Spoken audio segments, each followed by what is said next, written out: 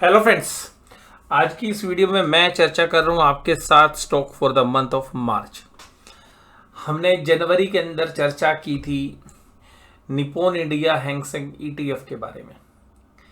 देखिएगा, दुनिया के बाजार अगर हम बात करें तो स्टेबल बने हुए हैं और हैंगसेंग के अंदर पिछले 5 साल में एक अच्छी कमजोरी आई थी और तब हमने 227 रुपीज़ का प्राइस था निप्पॉन इंडिया हैंगसेंग ईटीएफ का।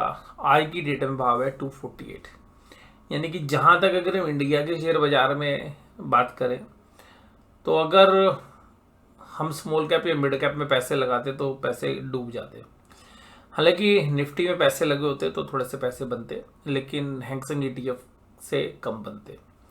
तो हैंगसेंग का जो ईटीएफ है उसने आउट परफॉर्म भी किया है। इवन हमारे जो भी मान लीजिए हम शेयर बाजार में निवेश करते तो एक कॉन्ट्रा बैट थी हमारी, और अभी भी हम ये मान के चलते हैं कि यहाँ पे एक कॉन्ट्रा बैट जो है चाइना रिलेटेड जो इन्वेस्टमेंट है उसमें बनेगी। और अभी भी हमें लगता है कि यहाँ से भी हैंगसेंग का जो ईटीएफ है वो एसआईपी मोड के अंदर एक अच्छी निवेश की रणनीति हो रह सकता है।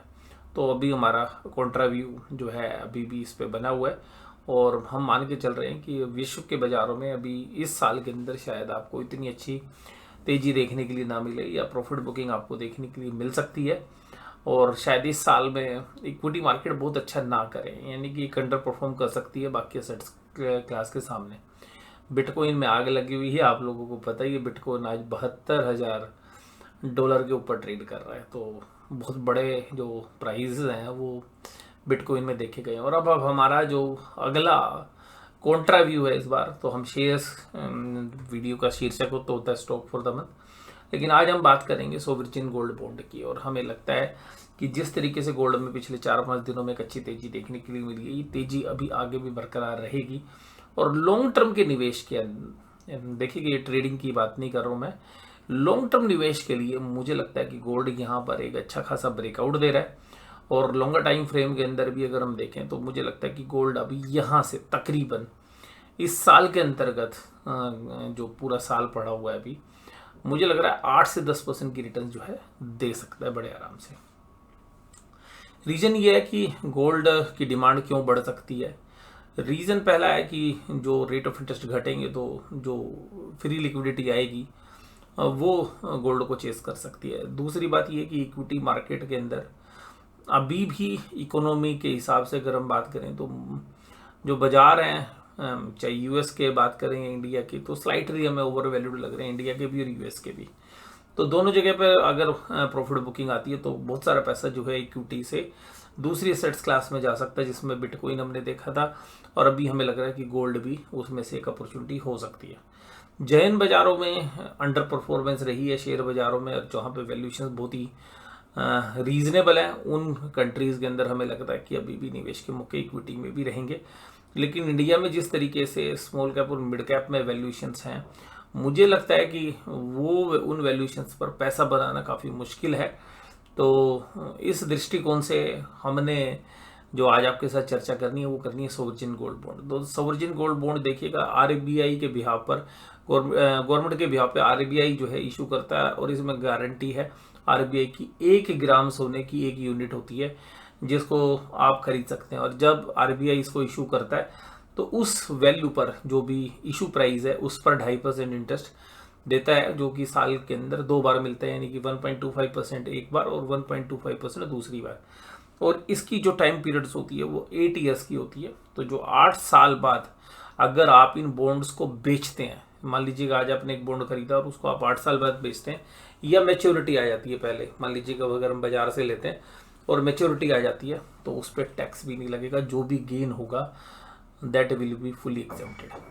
लेकिन अगर आपने मैच्योरिटी से पहले बेच दिया, यानी कि जो आरबीआई आपके खाते में पैसे डालेगा, आप खरीदने के बाद उनको निश्चित मैच्योरिटी की पीरियड तक रखेंगे, तो आरबीआई जब लास्ट डेट होगी तब आपका ब्याज भी वो 6 महीने का, और जो भी उसकी लास्ट के 3 वर्किंग डेज जो जिस समय रिडेम्पशन आएगी, उनका जो एवरेज प्राइस होगा गोल्ड का वो आपके खाते में डाल दिया जाएगा, जितनी यूनिट्स आपके पास होंगी। और हर 6 महीने आपको इश्यू प्राइस के ऊपर इंटरेस्ट मिलता रहता है। तो सोवरिजन गोल्ड बॉन्ड में एक और भी टैक्स बेनिफिट है कि जो इंटरेस्ट अर्निंग है सोवरिजन गोल्ड बॉन्ड की वो भी टैक्स से मुक्त कर दी गई है। और जनरली जो सोवरिजन गोल्ड बॉन्ड है उन पर 2.5% का इंटरेस्ट मिलता है, और हमें लगता है कि एक डाइवर्सिफिकेशन के एंगल से इसके अंदर निवेश किया जा सकता है। एज अ डिस्क्लोजर, मैं पिछले 1 से 1.5 महीने के दौरान काफ़ी मतलब इंटरेस्टेड रहा गोल्ड में, और मैंने निवेश भी किए।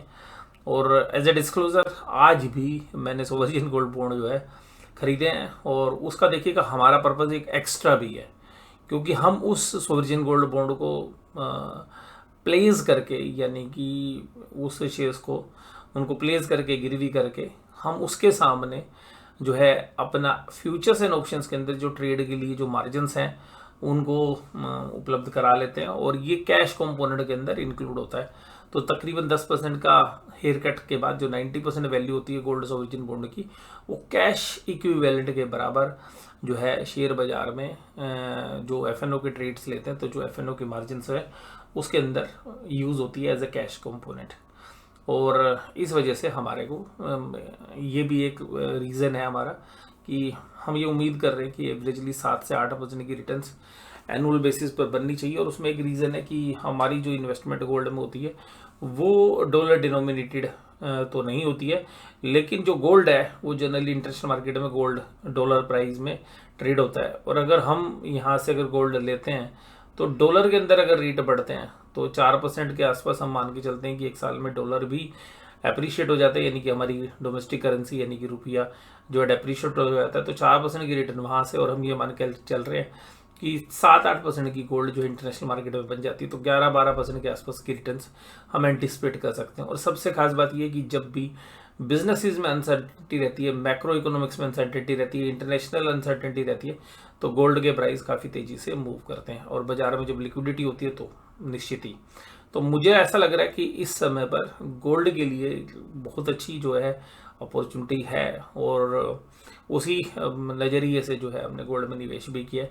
और मुझे लगता है कि जो इक्विटी मार्केट का जो प्रॉफिट है वो अगर हम बाद में शिफ्ट करके दूसरे सारा पैसा शेयर्स में ही रखेंगे, तो हो सकता है कि शेयर बाजार में जब करेक्शन हो तो गोल्ड सोवरिजन बॉन्ड्स की वैल्यू बढ़े। और अगर मान लीजिएगा उस समय हमारा मन करता है कि भाई ठीक है, टैक्स दे के सोवरिजन गोल्ड बॉन्ड को बेच के हम अगर इक्विटी में अच्छी अपॉर्चुनिटी मिलेगी तो वहाँ पर भी हम शिफ्ट कर सकते हैं।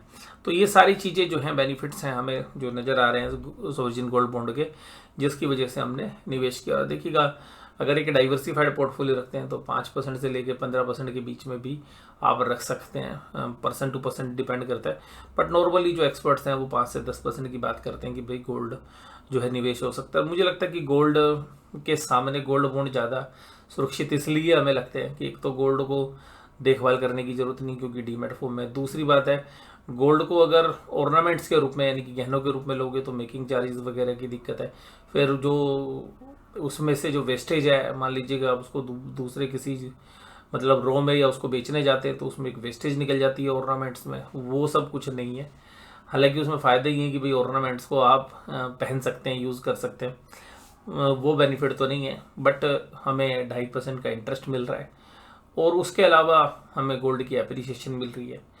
और सबसे खास बात ये है कि संभालने की जो कॉस्ट है यानी कि कैरिंग कॉस्ट है वो काफ़ी कम है गोल्ड सोवरिजन बॉन्ड के अंदर। और फिर फिजिकल गोल्ड के सामने एक टैक्स बेनिफिट भी हमें गोल्ड सोवरिजन बॉन्ड में नज़र आ रहा है। तो गोल्ड सोवरिजन बॉन्ड्स के बेनिफिट यही है कि आप एक डाइवर्सिफाई कर सकते हैं, रिजर्व बैंक ऑफ इंडिया की गारंटी है तो अल्टीमेटली एक क्रेडिबिलिटी बनती है और एक ऐसी रिटर्न्स बनती है जो कि मतलब ख़राब नहीं है, ठीक ठाक रिटर्न्स हम मान सकते हैं 10-12% की। और इसमें आपका क्या है कि कैपिटल गेन भी आपको मिलेगा और साथ में इंटरेस्ट भी मिलेगा। और एसजीबी जो है इनकम टैक्स में भी छूट है। अगर हम बात करें कि लेकिन छूट तभी मिलेगी जब आप मैच्योरिटी तक रखेंगे। अगर मैच्योरिटी से पहले अगर आपने बेच दिया ओपन मार्केट में, और आप इसको ओपन मार्केट में खरीद बेच भी सकते हैं, सबसे खास बात ये हमने तो ओपन मार्केट से ही लिया है और आप इसको ओपन मार्केट में खरीद बेच भी सकते हैं। इसके बाद अगर हम देखें कि भाई सोवरिजन गोल्ड बॉन्ड का जो प्राइस अगर हम देखें तो जो 2029 की जो जून 2029 में एक्सपायर होगी उसका 2.5% इंटरेस्ट वाला जो बॉन्ड है वो भी चल रहा है 6,316 पे। तो 6300 के आसपास इसका भाव है। अगर हम जो मेरी निवेश है वो इस वाली बॉन्ड सीरीज के अंदर है 2.5% अगस्त 2028, जिसका भाव चल रहा है 6366। और हमारे जो निवेश है वो हालांकि आज इन प्राइस से ऊपर है 6395 के अराउंड जो है हमारी निवेश रही आज।